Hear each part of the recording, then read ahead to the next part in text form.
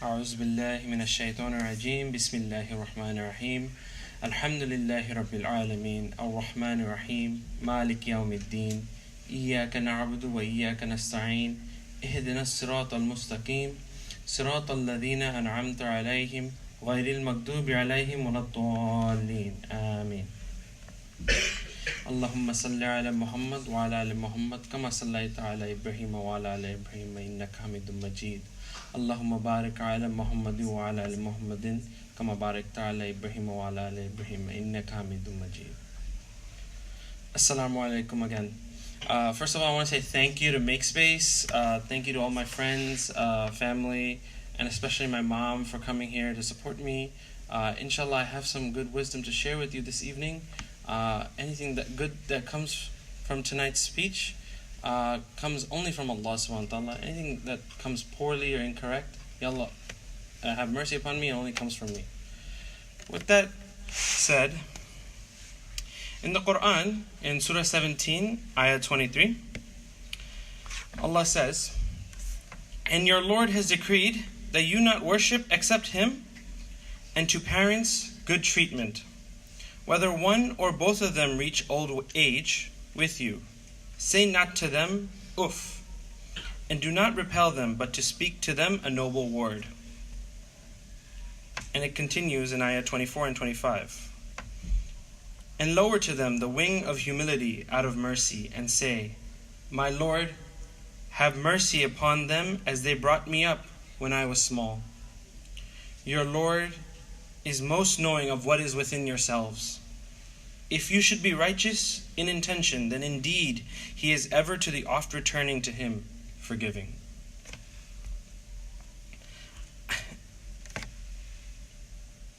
The reason I was even thinking about this topic was my mom is originally from New York, I'm from New York, and I recently moved here. And my mom has been staying with me this past Ramadan, spending a Ramadan together rather than being 4 hours apart. And as I thought about it, I reflected on the different types of parental relationships we all have. Alhamdulillah, a lot of it is loving and caring and really embracing. But a lot of it is also very complicated.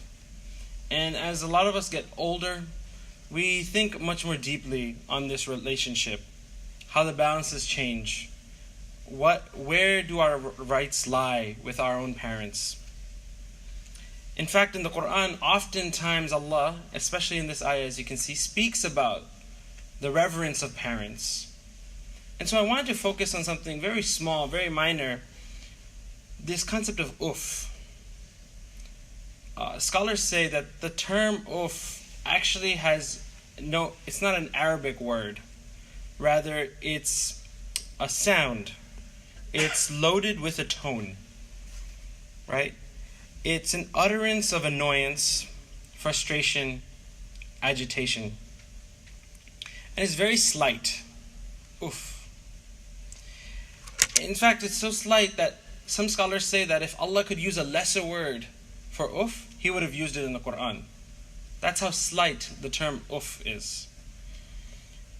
It's similar to the aspect in Surah Abasa wa Tawalla. The idea that he frowned, in fact, is not frowning. He had a wrinkle in his forehead, the Prophet ﷺ, for a blind person when he was speaking to other people, and he had this wrinkle in it, this like a little frustration, a subtle frustration. You can barely notice it. The muscle twitches. So similarly, uff is like a twitching of our lips in the utterance of something. Our parents know how to get to us directly. So I don't need to give you guys all examples here of how our parents can touch on our nerves. We all here know the feeling of saying uff to our parents. But maybe you don't say it as uff. Maybe you say, or what? Why? Ugh.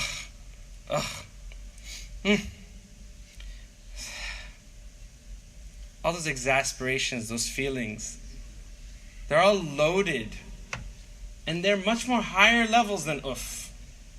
And yet Allah asked us to not just restrain, don't even utter. No, do not even say uff. In many aspects, the fact that Allah is saying don't say uff is similar to how Allah tells us in the month of Ramadan to not put food or drink in our bellies. It is the absence of something, this restraint that we need to take on, that makes us stronger in the month of Ramadan. In some essences, when Allah is saying don't say uff, He's asking us to fast from uff. So, how do you fast from uff? We know how to fast from food and water. We know you just don't take it, right? It's not visible. But the feeling of uff is internal. It feels so momentary. It feels like it just split second. Mom says something, dad says something, and it triggers a flood of emotions running through your head, and you just say, uff, why did she have to say that? Why did he say that? Why am I getting bothered right now in this moment? Indeed, Allah gives us the solution in the same exact ayahs that I recited. How do you fast from uff? Well, the first thing you should do is first understand, where does the uff come from? Where does the uff come from? The internal state of your being. I often reflect on the fact that Allah is the best, most knowledgeable of our own human psychology. If you believe that the Quran is canon, it is truth, and it's truth and representative of the truth of human beings, then you know that Allah subhanahu wa ta'ala knows us better than anyone else. And in the Quran, He understands when He's saying do not say uff, it's because He knows you will say uff, because you have the capacity of saying uff. It's a direct challenge, but not a challenge that you cannot surmount. Indeed, there are 4 ways that Allah tells us. He's explaining, how do you challenge uff? 1, humility. It starts with the self. The self needs to have humility in the moment. 2, you need to have mercy. And that mercy has to be in the form of an action. 3, you need to have dua. Powerful dua. And 4, a good intention to power it all through. You see, uff is rooted in the reaction of the ego. My mom's not important to me as much as I'm important to myself in this moment. I am holier than thou. Uff, how can this person, how can they just interrupt my state of mind? That is the ego reacting. We need to check ourselves. We need to hold ourselves back in that moment. So it means we need to have humility. Allah says, and lower them to the wing of humility out of mercy. Lower them the wing of humility. It's like a gesture over your own ego. But notice, it's not about holding the other person's fault. It's not saying, my mom should have never made that comment. That was so unnecessary. My dad definitely should not have called me out on that. That was so inappropriate. Oof. No, in fact, it starts with yourself. The humility is internal. So that means you need to go through an internal deep state of reflection, of humility for yourself. Why did this ego trigger at this moment towards my mom? And if you're having difficulty going through this process of self-awareness, reflection during the month of Ramadan is very powerful during this time. Having a strong conversation with a friend, opening up to someone you trust, a scholar that you trust, or even going to a therapist, getting yourself help. Because it's important that you're actually investing energy in humbling yourself in this moment. As you temper your ego, you lower your station, you're starting to trap the feeling inside that wants to say those words, uff. It's at that moment that you act out of mercy, the second step.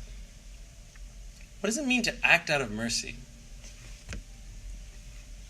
In fact, Allah categorizes mercy in the form of dua. But mercy is momentary.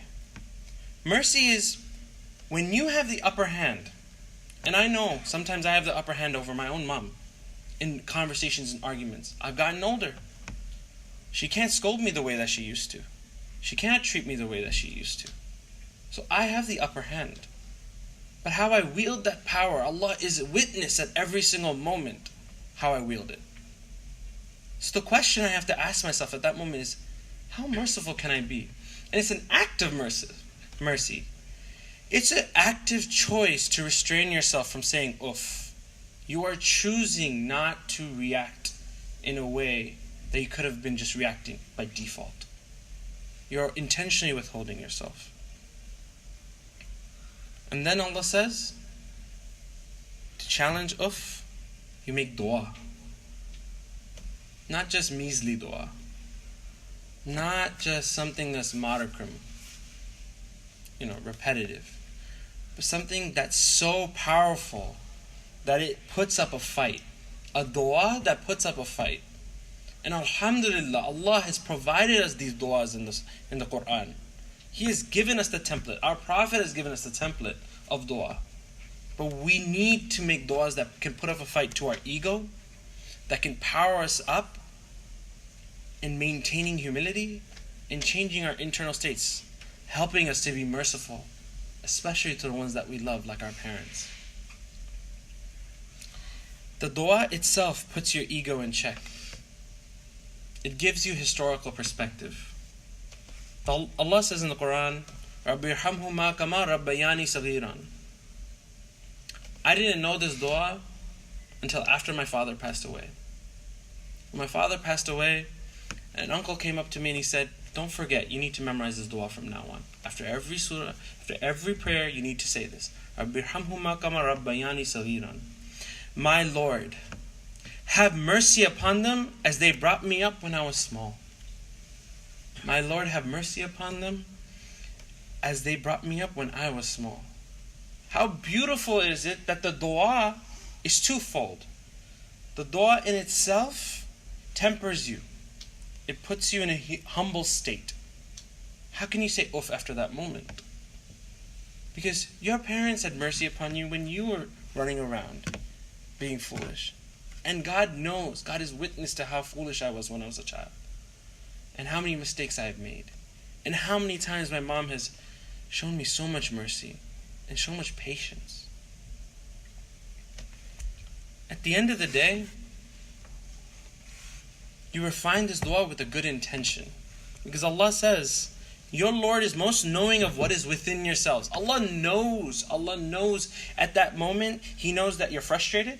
Allah knows that you can't handle the comment. Allah knows you want to say oof. Allah knows that you're feeling angry or frustrated or sad, or internally you're rumbling and you want to let it out.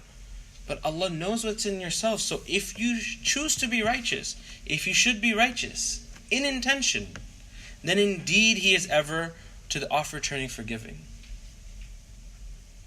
If we can be humble, check our ego at the door, and we can be merciful towards our parents in that one moment, and we can make the righteous dua with the right intention, then indeed Allah will lower His wing of humility. Allah will lower His wing of mercy upon us and be truly forgiving towards us.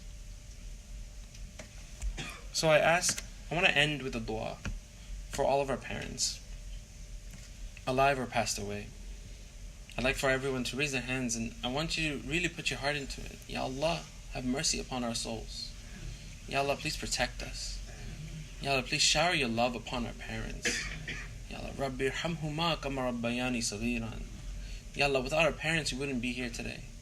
Ya Allah, without our parents, we wouldn't be able to feel and connect with you, Ya Allah. Ya Allah, we have lost our path sometimes, but our parents help guide us in the right way. Ya Allah, help us restrain ourselves from oof. Restrain ourselves from the inclinations of the automatic reaction of our feelings. Let us temper and train ourselves to be humble, check our ego at the door, and show mercy upon our parents. Ya Allah, please protect us, keep us close, and don't let us go.